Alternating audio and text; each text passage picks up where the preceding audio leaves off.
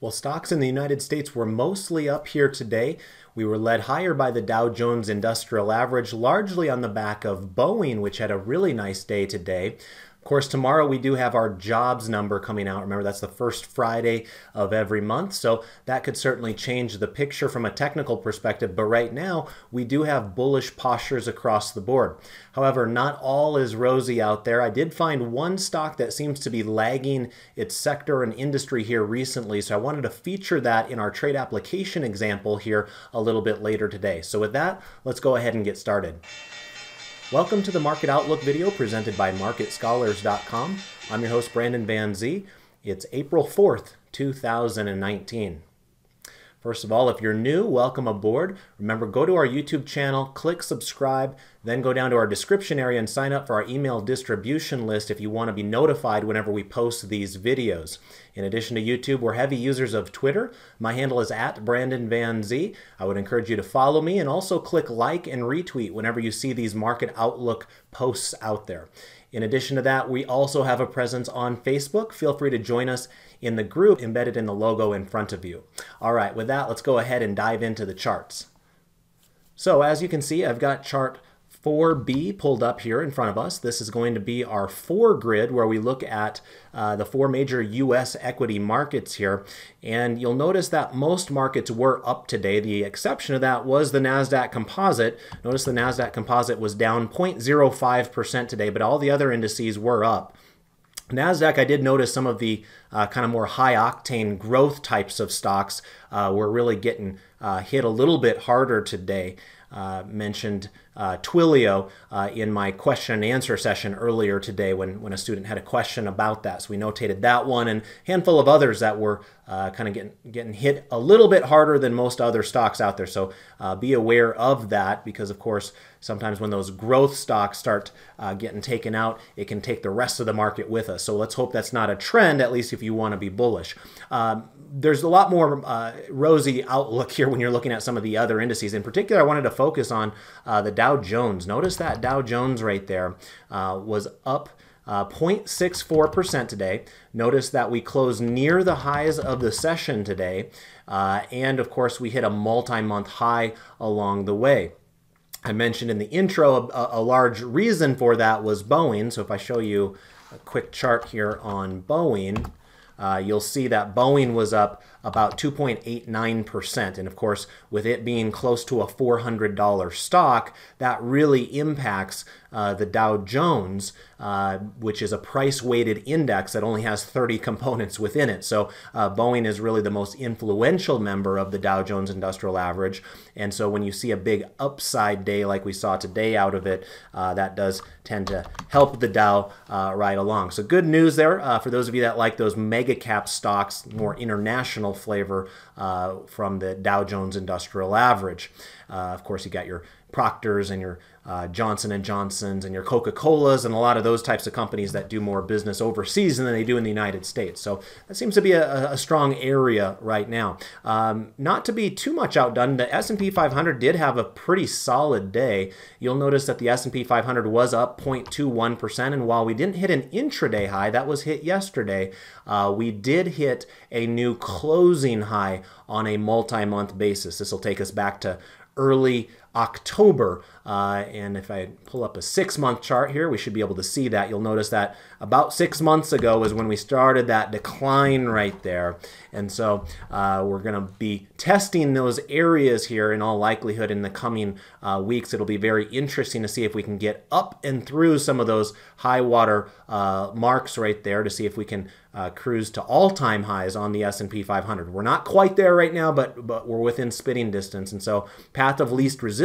right now continues to be to the upside for the vast majority of these indices. Notice down below here in the lower right, we have the Russell 2000. That had been our problem child of these four recently, but even it's starting to get its act together. Notice we now have the price trading above a moving average. Now notice that moving average color is yellow there as opposed to green like on the rest of our charts. So it is a reminder that while price is above the moving average itself is falling. And so it's not quite as strong as you might want it to be, but nonetheless, the fact that we're above that moving average is the first step in the right direction here. And so we actually now have a strongly bullish posture from the Russell 2000 that is in place as of yesterday. And remember, that occurs when that intermediate line on the market forecast technical indicator is rising and it goes above 50. Right now we're at 56.5 on that line. So we do have a clean sweep from that perspective. We have strongly bullish postures across all four of our major U.S. equity indices. Let's go ahead and take a look at our next chart setup now. This will be chart 4C. And this will be our 3 green arrows analysis. Good news on this front as well. From a 3 green arrows perspective, we have all of our charts cooperating. Remember, that has been somewhat rare in the last month or so. So we are kind of in that stronger upswing right now than we have been experiencing in the past.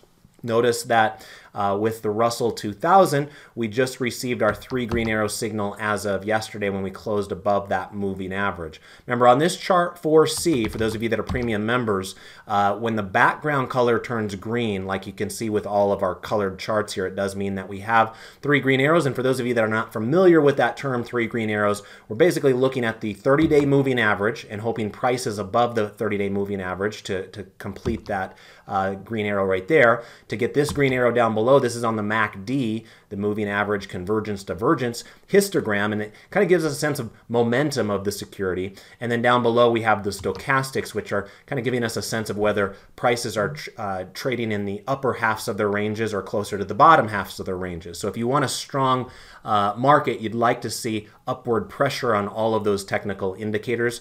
Again, good sign to see all four of our charts right now with 3 green arrows across the board. Let's take a look now at chart 4D. This is our 1040 crossover method. Not a whole lot to report here. Remember, this one does move more slowly than the other charts that we review because this one goes back further in time and it uses a weekly candle as opposed to a daily candle. So when we're looking at these, remember that these are weekly candle charts going back 3 years in length.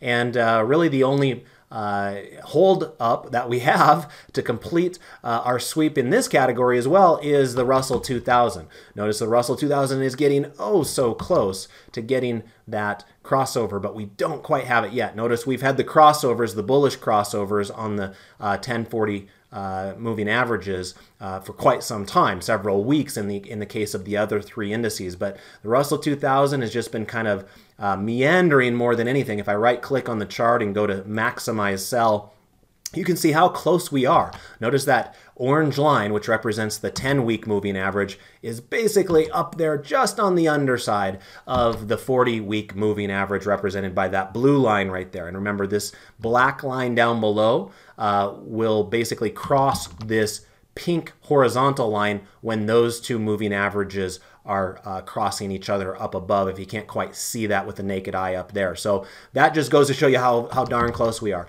It's within spitting distance. We might very well find that within the next couple of weeks. And we'll just have to see if that will then continue or if we'll have an immediate about face. Remember, there are plenty of times where you have a little bit of a head fake in some of these signals. And so we'll just have to see where the markets take us. Right now, remember, April is traditionally a more bullish month of the year. However, we will be heading towards May at some point, and in May you'll start hearing the chorus of folks saying sell in May and go away. So there is always that to look out for as well. But right now, I will say that the Russell 2000's last 2 weekly candles look pretty darn strong, and so perhaps they do want to play a little bit of catch up with the other indices at this point. Let's go ahead and now move on to our intermarket analysis 12 grid. This will be chart 4E. And remember that when I'm pulling this chart up, the background colors of the charts will tell you whether we have a bullish posture or a bearish posture using the intermediate line on the market forecast technical indicator.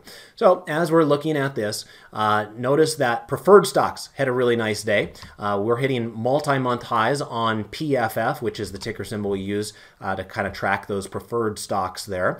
And so that's a positive sign for those of you that are hoping to generate a little bit more income in your portfolios. MLPs pulled back a little bit today. Remember, they are also a big category of assets that can produce income, but probably with a little bit more volatility than you'll find with your traditional preferred stocks, in most cases at least. So we are having a little bit of a pullback there, but we remain in an upward trend there, and we do continue to have that bullish posture there as well. Junk bonds holding up reasonably well, not quite hitting multi-month highs like preferred stocks were, but nonetheless, path of least resistance continues to be to the upside for junk bonds. Things get a little bit different here with U.S. government bonds, where we've had some flipping of postures here recently. We had this big move up out of TLT, which couldn't be sustained and immediately fell dramatically. And notice the difference between TLT and junk bonds. Now remember, you're not normally going to expect this to occur. If anything, you would traditionally expect junk bonds to be much more volatile than government bonds. Then again, this is the long end of the government bond, so you will find more volatility here because of the durations involved. But nonetheless, traditionally, you're not going to see these big herky-jerk type of movements here in government bonds, yet that's exactly kind of the world we're living in right now. Long bonds were up today with TLT up 0.28%, but we retain that bearish posture there. So we'll see if that can revert back to a bullish posture along with some of those other income producing assets. Notice that REITs are kind of meandering. A couple days ago I was with you and I was mentioning that we had that overbought cluster signal there. We've really just tracked sideways for the last 2 days, but the good news is we haven't had that big plunge to the downside, at least quite yet. So it's holding the line, perhaps just burning off its fat by going sideways as opposed to kind of reverting back to the downside. Down below, you'll notice that the US dollar was up today. It was up 0.12%. However, it did close near the lows of its session. So perhaps there's still a little bit of hesitation right around that level where we're trading right around $26 per share. Notice that's where we were trading back here on March 7th as well. And we attempted to breach that here 2 days ago. Couldn't quite do it. Attempted it again today. Couldn't do it yet again. So that seems to be an important zone for ticker symbol UUP.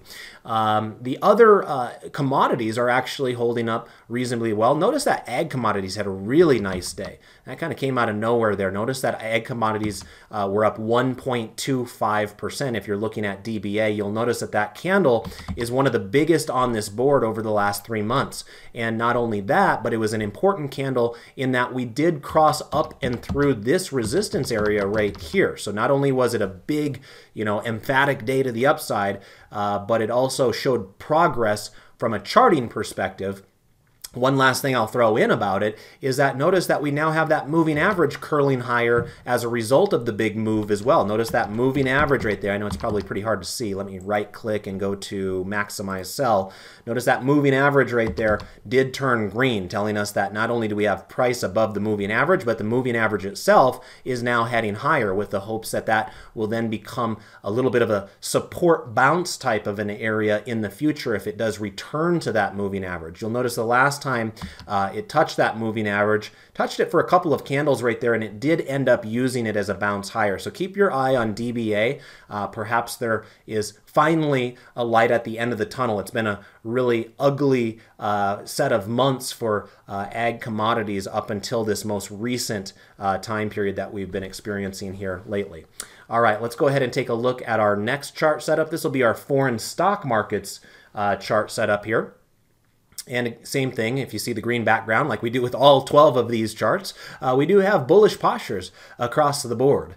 And so we saw that Brazil was up 2% here today, but it remains below that falling moving average. So, just be a little bit more careful with that. It's great to see progress. It's great to see that we're up 2%, but we still have work to do on that particular chart. Whereas China looks outstanding. Notice China was up 1% today, but the chart looks much more substantial, as though it were, destined to go higher. Obviously, that will never be the case. There aren't any guarantees in this business, but what you're hoping to do is find solid trends to kind of put the wind in the sails of your trade. And right now, it does seem like Chinese stocks have a lot of mojo, and you'll notice that we closed not at the high of the day. Not only that, but we also hit a new multi-month high. So we closed right at the 3-month high here at 45.53 on FXI. So the good news about China, as opposed to a lot of these other countries that we're dealing with here,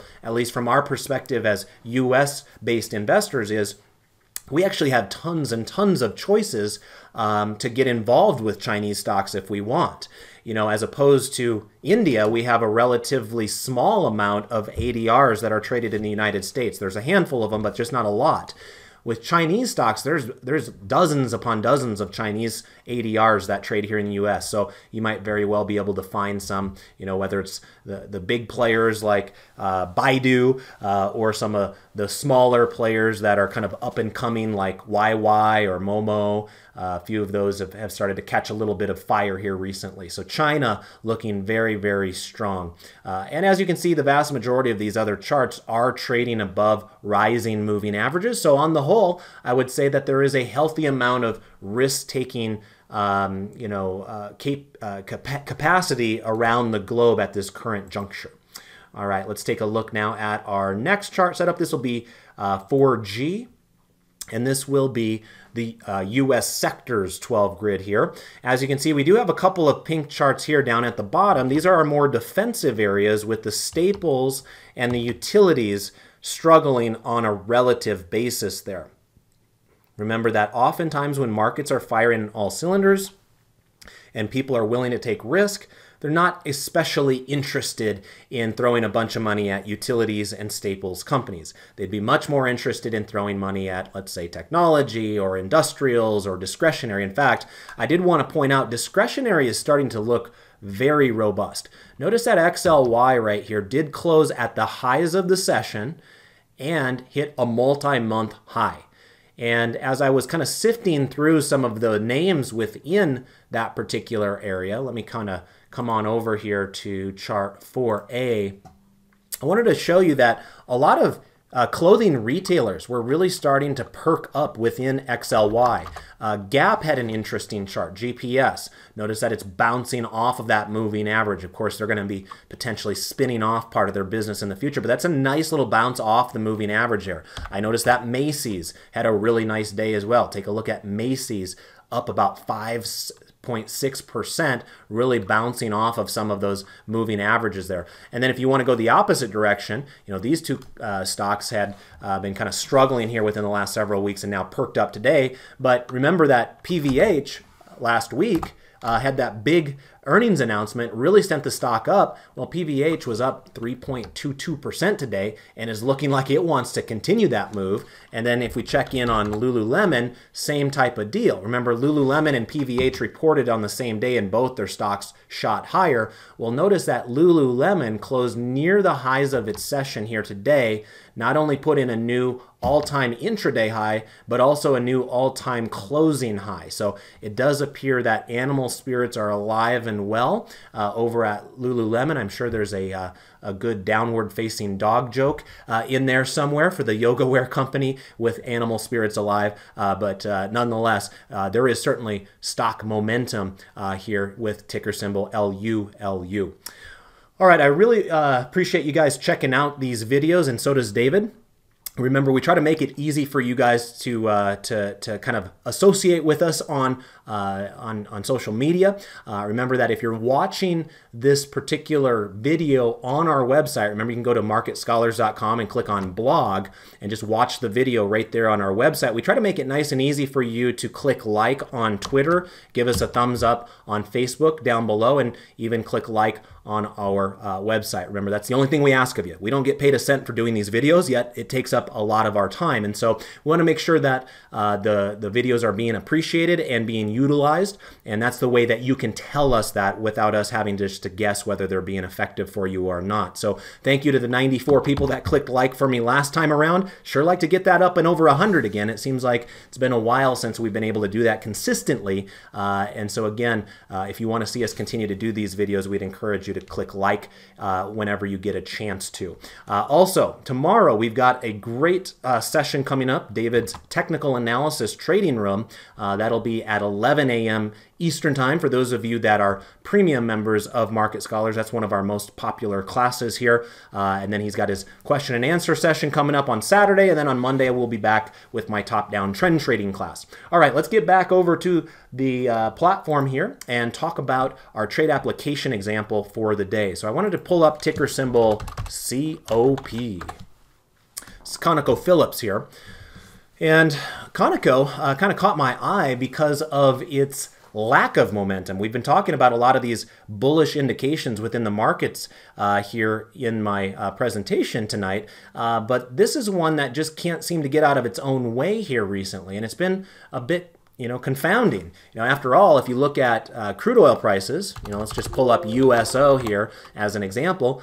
Crude oil was down maybe a touch today, but that is a nice upward trajectory there for crude oil prices. And we are seeing stocks like ExxonMobil react kindly to that, to the upside. ConocoPhillips, as a reminder, did spin off its refining division as Phillips 66 several years ago, and so it's no longer kind of the same integrated oil company the way that Exxon and Chevron are, so you can't compare them identically to one another, but you would tend to think that if oil prices were trending higher, that Conoco would be doing pretty well, and it seems to be struggling for some reason. In fact, remember, when oil prices are going up, you would think that Conoco should be outperforming Exxon. Exxon still has its refining division where it doesn't necessarily require high oil prices, whereas Conoco doesn't have that to kind of balance out its business model. It is only an exploration production type of a company, and so you would think that it would have a direct benefit on its share price, yet that's not what we're seeing here. Notice that ConocoPhillips turned into a bearish posture here a couple of sessions ago, and that has accelerated to the downside. We've had 3 straight down sessions for ConocoPhillips. In fact, we're getting to the point where the green line on the market forecast is almost entering the lower reversal zone at this point. Now, you will notice that where we stand right now with today's close, it is the worst close for ConocoPhillips going back to this candle right here, and that would have been back on January 8th. So we're basically at 3-month lows. Now, there have been a couple of these candles along the way that on an intraday basis, it was a little bit lower, but you have that long lower shadow like on that particular candle, but then it closed up here. So from a closing price basis, we're basically at 3-month lows. And so what I thought we would do today, just to kind of balance the portfolio out a little bit, remember, we've been doing an awful lot of bullish trades lately, so got to throw in a bearish one every now and again. I thought what we would do here today is highlight how to do what's known as a bear call spread. So for that, I'm going to come on over here to the trade tab, and I'm going to pull up ticker symbol COP on the Paper Money platform here, and I'm going to concentrate on the May contracts with 43 days left until expiration. Okay, and so as we look at that particular set of contracts, notice that we have calls on the left-hand side and we have puts on the right-hand side. In order to do a bear call spread, we're going to focus on the call side of the equation. And so what we will typically do with that type of a mindset is look for a delta close to 30. That is one of the downsides of this particular trade. You'll notice we don't have a delta at exactly 30, and this does trade within $2.50 increments on its strike chain. So it doesn't open itself up to more possibilities. Remember, there are other companies that trade with dollars on their strike chain, and that does give us a few more choices. But this one's going to be a little bit limiting from that perspective, but nonetheless, I think it can still kind of fit for our trade application example. So we're going to focus on the 35 delta in this case to sell, and then we'll buy the 20 delta as kind of that offset. And so let me show you how you would load that up. You would just right-click on either the bid or the ask of the strike that you want to sell, and then go up here to sell, and then choose vertical. That then loads up your trade down below. Notice that this particular trade is selling the 67.50 and it's buying the $70 call. Now remember, the reason we're buying a call as part of this is kind of an insurance that's built into the trade itself, just in case we're flat out wrong. If we recognize the weakness in ConocoPhillips today and it gets a buyout offer from BP or Chevron or something like that tomorrow and it's trading at $80 per share, by being long the $70 call as part of this trade, we are offsetting the losses that would have occurred otherwise. Remember, if you are short the 67.50 with no offsetting long contract, you really have unlimited upside risk. If the stock just kept on going up and up and up and up, you really don't have anything to offset that unless you've got other trades going with this particular security in your portfolio. So you can see that by setting this particular trade up, we can get a credit of 68 cents. Now, traditionally, David and I are trying to get a 30% return on risk. So let's see if we can get that with 68 cents on a $2.50 wide. In order to calculate that, what I want to do is just click on confirm and send once. That brings up our order confirmation dialog box. And then I'm going to get my calculator out here and clear that out. And then what we're going to do is we're going to take the max profit from just one contract of $68 and divide it by the max loss, which is $182. And you'll notice that that is a 37% return on risk. So it's easily over our 30% hurdle that we set out for. So just because we have it over our hurdle doesn't necessarily mean it's a great trade. So I do always like to go back and kind of circle back to the chart after I know what my break-even price is going to be. The break-even is listed right there, 68.18. So let me go back to the chart and show you that 68.18 would be right in this kind of vicinity that I'm pointing at on the chart right here. Notice it's well above that falling moving average, and it's right up at some key horizontal resistance areas from this candle, from these candles, and from this candle back here. So if we are wrong and this stock ends up going up instead of where we want it to go, which is down, hopefully the sellers that existed in this range will continue to sell it if it does happen to get back up there in the future. So let me go ahead and place that trade, and we'll see if that thing can get filled first thing in the morning. All right, thanks for joining me here tonight. Remember, tomorrow is the big jobs number, so be on the lookout for that. That certainly has an ability to impact markets. David will be back with you tomorrow in the Market Outlook video. I'll be doing my sector selector, so be on the lookout for that on Twitter and other places on our website as well. And of course, this is one of the best sporting event weekends of the whole year with the Final Four coming up. Go Texas Tech. All right, with that, take care, everybody. Bye-bye.